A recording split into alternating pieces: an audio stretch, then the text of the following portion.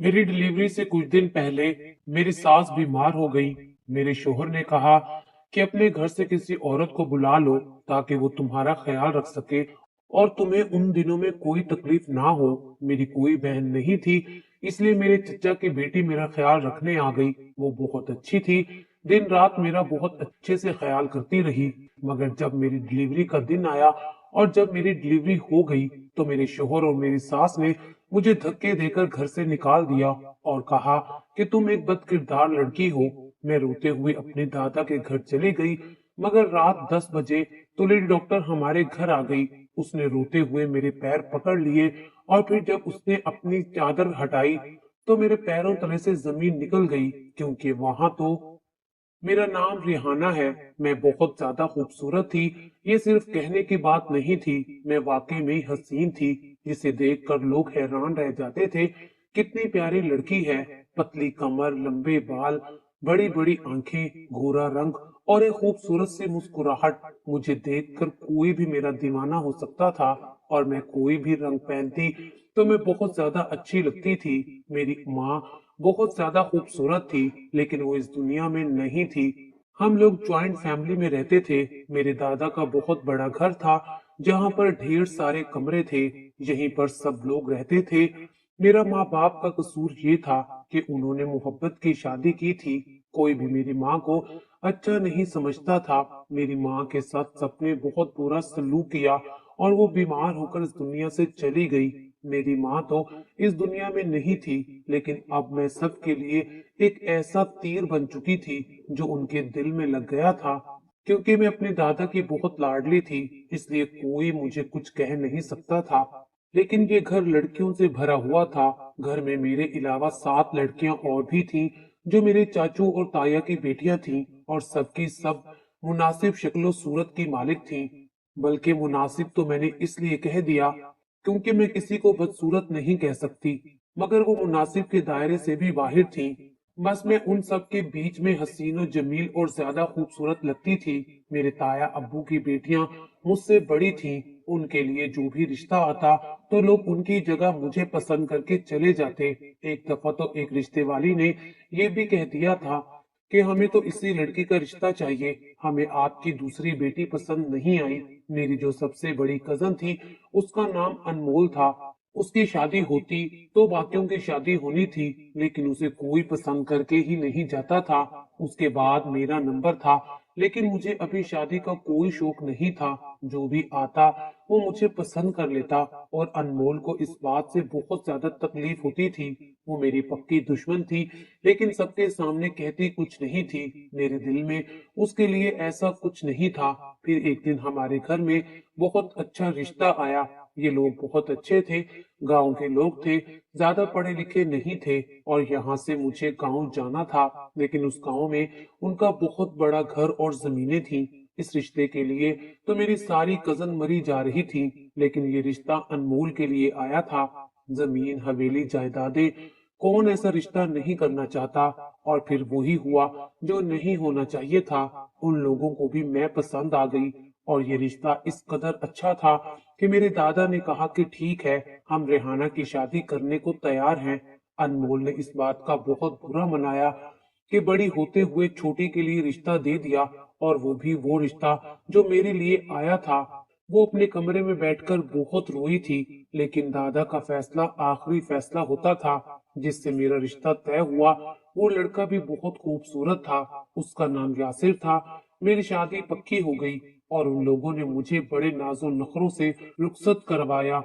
उन्होंने सब कुछ खुद ही बनवाया और कहा कि हमें जहेज नहीं चाहिए, हमारे घर में तो रखने की जगह नहीं है, लेकिन हम अपनी बहू के लिए सब कुछ नया लेंगे। उन्होंने इतने नाज नखरे उठाए और मुझे इतने ज्यादा जेवर पहनाए कि सबके सब हैरान रह गए। उनके घर में कोई बेटी नहीं थी, इसलिए वो मुझे ही अपनी बेटी बनाकर ले गए, और मैं पहली बहू थी उस घर की। मेरा एक देवर भी था, लेकिन अभी उसकी शादी की उम्र नहीं थी, वो पढ़ाई कर रहा था। मेरा शोहर भी बहुत अच्छा था। ये गांव बहुत ही छोटा था, लेकिन वो लोग इस गांव के सबसे अमीर और समझदार लोग थे। मेरी सास ने कहा कि काम करने की कोई जरूरत नहीं है, यहाँ पर तो नौकरों की भरमार है, बस मेरे बेटे को खुश रखो और इसी तरह सज धज के रहा करो। मेरा शोहर पढ़ा लिखा था। एक माह बाद जब मैं अपने घर वालों से मिलने के लिए आई तो उनके लिए काफी सारे तोहफे लाई थी। मुझे देखकर तो सब हैरान रह गए क्योंकि मैं सोने से लदी हुई थी। सब ने कहा कि जैसे खुद खूबसूरत है वैसे ही इसकी किस्मत भी खूबसूरत निकली है। मैंने सबको ये भी बताया कि मैं माँ बनने वाली हूँ। इस बात पर मेरे दादा बहुत खुश हुए थे, लेकिन जब आखिरी वक्त आया तो मेरी तबीयत बहुत ज्यादा खराब हो गई। मेरी सास की टांगों में भी दर्द रहता था। मेरे दादा ने अनमोल को मेरी खिदमत करने के लिए भेज दिया कि तुम इसकी चच्चाजाद बहन हो और बहनें ही ऐसे मौकों पर ख्याल करने के लिए जाती हैं। जब भी किसी लड़की के यहाँ औलाद होने वाली हो तो उसकी बहन या माँ उसका ख्याल रखने चली जाती थी और 40 दिन पूरे हो जाते थे तो वापिस आ जाती थी। अब मेरी तो कोई बहन थी ही नहीं और अनमोल सबसे बड़ी और समझदार थी और मेरी शादी के बाद से वो काफी बदल गई थी। अब वो मुझसे अच्छे तरीके से पेश आती थी और कहती थी कि ये किस्मत की बात है। 8 माह ऐसे ही गुजर गए और फिर अनमोल को मेरी देखभाल के लिए भेज दिया गया। मेरी तबीयत खराब होने में अभी 15 दिन बाकी थे, लेकिन एक रात पहले ही मेरी तबीयत खराब हो गई और उस दिन मेरी सास भी घर पर नहीं थी। उनके अपने मेके में कोई फोतकी हो गई थी और वो वहां चली गई थी। गांव के लोग थे इसलिए मेरा शोहर तो करीब आ नहीं सकता था। दाई को घर बुला लिया गया और मैं दर्द से बेहोश हो गई थी। जब मुझे होश आया तो मैंने एक ऐसा मंजर देखा कि मेरे कदमों तले से जमीन निकल गई, क्योंकि वहां पर औरतें इस तरह से मुझे देख रही थी कि जैसे अनजाने में मैंने क्या कर दिया था। मैं भी हैरान थी कि क्या हो गया है। मैंने कहा कि मेरा बच्चा तो ठीक है ना? तो किसी ने कहा कि बच्चा नहीं, तुमने तो कोई अजीबो गरीब चीज को जन्म दिया था जो देखने में खौफनाक थी। उसे मारकर दफन कर दिया गया है। मुझे लगा कि मेरा दिमाग घूमा हुआ है। मैं नींद बेहोशी में हूँ, इसीलिए मुझे ठीक से सुनाई नहीं दे रहा। मैंने कहा कि क्या कहा तुमने? तो उन्होंने कहा कि तुमने इंसान के बच्चे को जन्म नहीं दिया। और मैं हैरान रह गई और जब मुझे उसकी तस्वीर दिखाई गई तो मैं उसे देखकर डर गई और मैं फिर से बेहोश हो गई। एक हफ्ते के बाद मुझे होश आया। घर में अजीब सा सन्नाटा था। अनमोल मेरे पास बैठी अभी तक रो रही थी। मुझे होश में आता देखकर खुश हो गई और उसने मुझे बताया ये वाकई में हुआ है, कोई झूठ नहीं है। मैं हैरान रह गई कि ये कैसे हो सकता है। मेरी सास ने कहा कि इस तरह की सजाएं तो उन औरतों को मिलती हैं जिन्होंने कोई गुनाह किया होता है। बड़ी पुरानी बात है, जब एक औरत ने इसी तरह का बच्चा जन्म दिया था और सुना था कि वो पूरे गांव के मर्दों के साथ बुराई करती थी। और मैं अपनी सास की बातें सुनकर हैरान रह गई कि ये कैसी बातें कर रही हैं। उनका कहना था कि तुम भी तो बड़ी हसीन और खूबसूरत हो और जहाँ हुस्न होता है वहां तो गरूर होता है, और फिर जहाँ गरूर होता है वहां कुछ अच्छा कैसे हो सकता है? हम कैसे मान लेंगे तुम शादी से पहले पाकीज़ा थी? हो सकता है तुमने कोई ऐसा गुनाह किया हो जिसकी वजह से तुम्हें भी सजा मिली हो। जब सास मुझे ये बातें सुनाई जा रही थी तो मैं ये सोच रही थी कि मेरा शोहर कहाँ है, लेकिन वो वहां पर नहीं था। मुझे पता चला कि वो दूसरे कमरे में आराम कर रहा है। अब मैं चलने फिरने के काबिल हो गई थी। मैं वहां से चली गई और अपने शोहर को तलाश करने लगी। जब मैंने उसे देखा तो उसने मुझसे मुंह फेर लिया। मैंने कहा कि आपको भी ये लगता है कि मैंने कोई गुनाह किया है इसलिए मेरे साथ ऐसा हुआ है? उन्होंने कहा कि अल्लाह ताला की जात बहुत बड़ी है, वो जो भी करता है उसके पीछे कोई न कोई वजह जरूर होती है। अब ये तुम ही जानो कि हमारे साथ ये सब कुछ क्यों हुआ। मैं तो यही कहूंगा कि अगर तुमने गुनाह किया है तो उसकी माफी मांग लो। मैं तुम्हारी पहली गलती समझकर उसे माफ कर दूंगा। मैं हैरान रह गई कि जब मैंने कोई गलती की ही नहीं तो मैं माफी क्यों मांगू। मुझे अनमोल ने सारा मंजर बताया। उसने कहा कि ऐसे ही हुआ था। सब लोग चीख उठे थे। कुछ औरतें तो डर से भाग गई थी और एक औरत बेहोश भी हो गई थी। मैंने उसे कहा कि बस मुझे और मत बताओ, ये सब बर्दाश्त नहीं कर सकती। मैंने उसे कहा कि वो भी वापस चली जाए। उसने कहा कि नहीं, तुम्हारी तबीयत अभी ठीक नहीं है। मैंने कहा कि मुझे किसी की जरूरत नहीं है, बस मुझे अकेला छोड़ दो। उसने कहा ठीक है, लेकिन अगर तुम्हें मेरी जरूरत है तो मुझे बता देना, मैं वापस आ जाऊंगी। और फिर वो वहां से चली गई। और जब मेरी तबीयत कुछ बेहतर हुई तो मेरे शोहर ने कहा कि हम लोग उम्रा करने चलते हैं, अल्लाह ताला के घर जाकर माफी मांगेंगे, वहां तो बड़े से बड़े गुनाह भी माफ हो जाते हैं, वहां पर जाकर दुआ करेंगे, सब कुछ ठीक हो जाएगा। वो मुझे गुनहगार समझता था, लेकिन ये भी उसकी रहमदिली थी कि वो मेरे साथ रह रहा था। मेरी सास तो अब मेरे साथ बैठकर खाना भी नहीं खाती थी, मेरा खाना मेरे कमरे में ही भेज देती थी और कहती थी कि मेरी आंखों के सामने ना आना। बड़ी मुश्किल से ये बात गांव में फैलने से रोकी गई थी।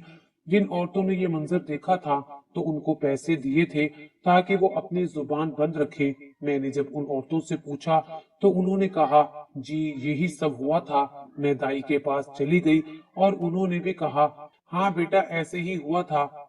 मैंने तो तुम्हें कसूरवार नहीं ठहराया, लेकिन मैंने अपनी आंखों से ये सब कुछ देखा था और मुझसे तो अभी भी वो मंजर भूला नहीं जा रहा। मैं बहुत ज्यादा परेशान थी। हम लोग अल्लाह का घर देखने चले गए, वहां पर जाकर बहुत सुकून मिला।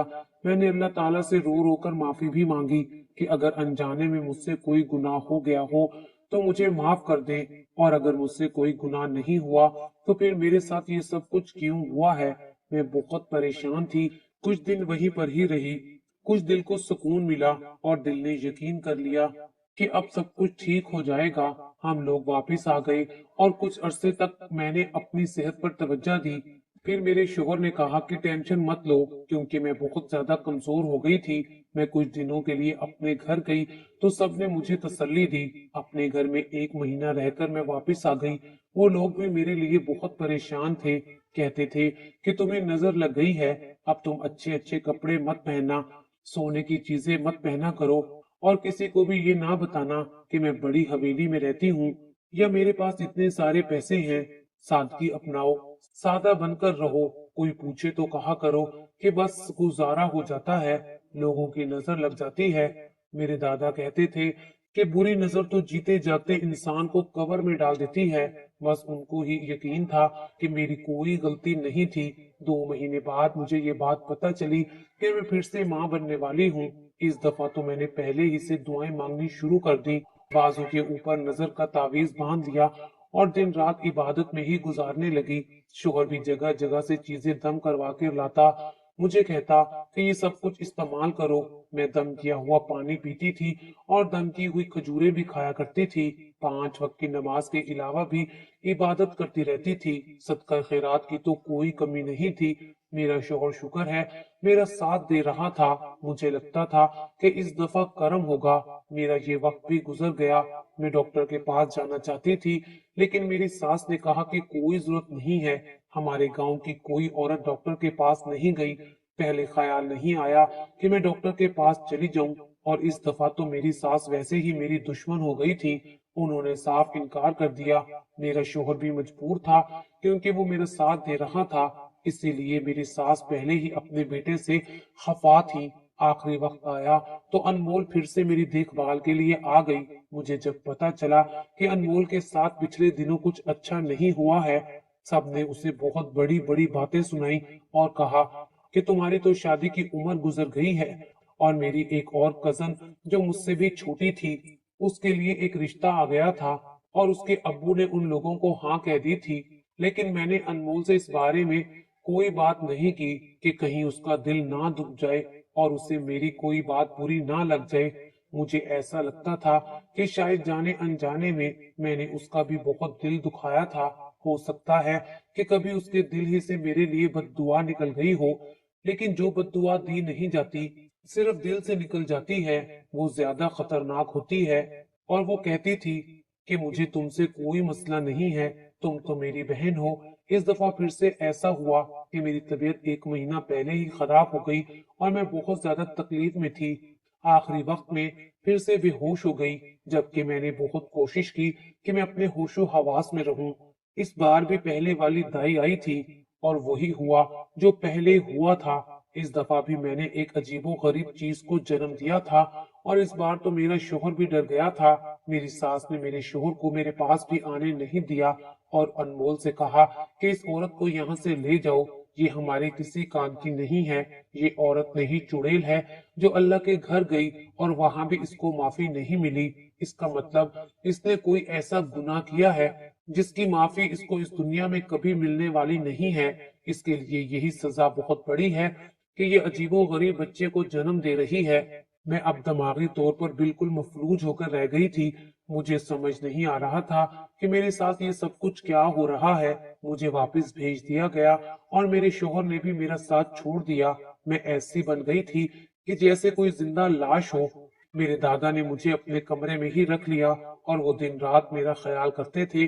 अब तो मेरी कजन भी मेरे करीब नहीं आती थी।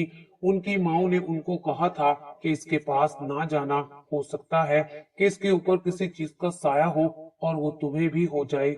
मेरी जिंदगी अचानक से बदल गई थी और मुझे इतनी ज्यादा तकलीफ मिलेगी ये मैंने कभी सोचा भी नहीं था।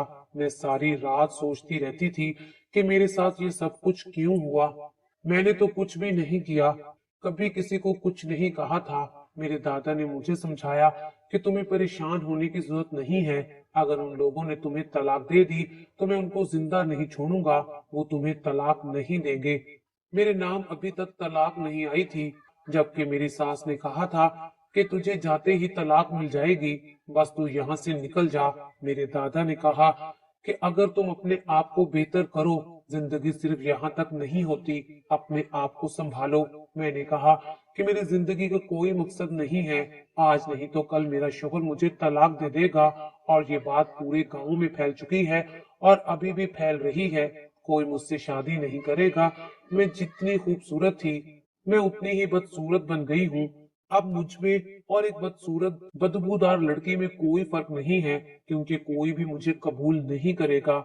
मैं दिन रात रोती रहती थी। मेरे दादा भी मेरे लिए बहुत परेशान थे। उनकी तबीयत भी आजकल खराब थी। लेकिन फिर एक दिन हमारे घर में कुछ बहुत अजीब हुआ। एक दिन अनमोल को चोरी करते हुए पकड़ लिया गया। वो घर की मेन अलमारी में से पैसे चोरी कर रही थी और उसकी एक चाची ने उसे पकड़ लिया था। वो वैसे ही उसके खिलाफ थी। वो बार बार कह रही थी कि मैंने ऐसा नहीं किया, लेकिन चाची कह रही थी कि मुझे अपने बच्चों की कसम है, मैंने अपनी आंखों से देखा है और इसकी हरकतें कुछ ठीक नहीं हैं। सबको ऐसे लग रहा था कि कहीं उसकी शादी अभी तक नहीं हुई, इसलिए किसी गलत काम में पड़ गई है। सब लोग उससे बार बार पूछ रहे थे और वो ये कह रही थी कि ऐसा कुछ नहीं है, मेरा किसी के साथ चक्कर नहीं है। कभी अपनी माँ की कसम खाती तो कभी अपने बाप की। सब कह रहे थे कि ये झूठी कसम खा रही है। मेरे दादा ने कहा कि घर में फसाद मत बनाओ और अनमोल को कहा कि आइंदा अगर तुमने इस तरह की हरकत की तो तुम्हें माफ नहीं किया जाएगा। लेकिन अब उसकी इस घर में कोई इज्जत नहीं थी। उसने मेरा बहुत साथ दिया था, इसलिए मैं उसको तसल्ली देने के लिए चली गई। सोचा उससे बात करती हूँ, पूछती हूँ कि क्या बात है, लेकिन उसने मेरे साथ बदतमीजी करनी शुरू कर दी। मुझे कहा कि तुम्हें क्या तकलीफ है। जब मैंने कहा है कि मैंने चोरी नहीं की तो क्यों मेरा तमाशा देखने आई हो, बल्कि तमाशा तो तुम्हारा बन गया है। जाओ अपने कमरे में, कोई जरूरत नहीं है मुझसे बात करने की। मैं हैरान थी कि उसको क्या हो गया था। ये तो बिल्कुल पहले जैसी हो गई थी। मैं उसे आराम से बात कर रही थी, वो मेरे साथ चिल्ला चिल्लाकर बात कर रही थी। एक रात सब सुकून से सो रहे थे, लेकिन मुझे नींद नहीं आ रही थी और बाहर बारिश भी हो रही थी। जब अचानक मुझे बच्चों के रोने की आवाज आई, मैं हैरान हुई। मुझे लगा कि शायद मेरा वहम है, लेकिन थोड़ी देर के बाद दरवाजे पर दस्तक हुई। मेरे दादा जाग गए थे। उन्होंने कहा कि मैं जाकर देखता हूँ। मैंने कहा कि मैं भी आती हूँ। मैं भी उनके साथ चली गई और जब हमने दरवाजा खोला तो हम हैरान रह गए। सामने एक औरत खड़ी थी जिसने दो बच्चे उठा रखे थे। एक बच्चा शायद 1.5 साल का था और दूसरा 7 माह का होगा। दोनों ही लड़के थे। मेरे दादा ने कहा कि तुम कौन हो और तुम यहाँ पर इस वक्त क्या कर रही हो। उसने कहा कि मुझे अनमोल से मिलना है। उस जैसी औरत मैंने आज तक नहीं देखी थी। उसने झूठ बोला है, उसने मुझे धोखा दिया है। मेरे दादा ने उसे अपने कमरे में बुलाया और बाकी सारे घर वालों को भी जगा दिया। जब उस औरत को अनमोल ने देखा तो उसके चेहरे से हवाइयां उड़ गई थी। वो भी अनमोल को देखते ही उसकी तरफ बढ़ी और कहा कि लो, संभालो अपने बच्चों को। तुमने तो कहा था कि हर महीने के 50,000 दूंगी और 2 महीने से तुमने मुझे पैसे नहीं दिए। मेरा दिमाग खराब है जो मैं इन बच्चों को संभालूं, वो भी 2 बच्चों को जिनकी वजह से मेरी अपनी हालत ही खराब हो गई है। हमें कुछ समझ नहीं आ रहा था कि वो औरत क्या कह रही थी। उसने तो 2 बच्चे वहां छोड़ दिए और फिर वहां से चली गई। अब सब लोग अनमोल की तरफ मुतवज्जा थे। फिर उसने वो बात बताई जिसे सुनकर हम सबके कदमों तले से जमीन निकल गई। उसने कहा कि ये बच्चे मेरे नहीं हैं, बल्कि ये बच्चे रेहाना के हैं। मैं रेहाना से नफरत करती थी। उसने मुझसे मेरी किस्मत छीनी थी। जो रिश्ता मेरे लिए आता था वो उसे पसंद करके चला जाता। मैं उससे बदला लेना चाहती थी, इसलिए ऐन वक्त पर वहां चली गई, उसकी खिदमत करती रही। और जैसे ही उसका बच्चा पैदा हुआ, मैंने उसका बच्चा गायब करके वहां पर एक गोश्त का लोथड़ा रख दिया। इस काम के लिए मैंने दाई को और नौकरानी को बहुत से पैसे दिए थे और उनको ये भी कहा था कि तुम्हारा मुंह बंद करवाने के लिए ये खानदान वाले भी तुम्हें पैसे देंगे। तुम लोगों के पास डबल कमाई का मौका है।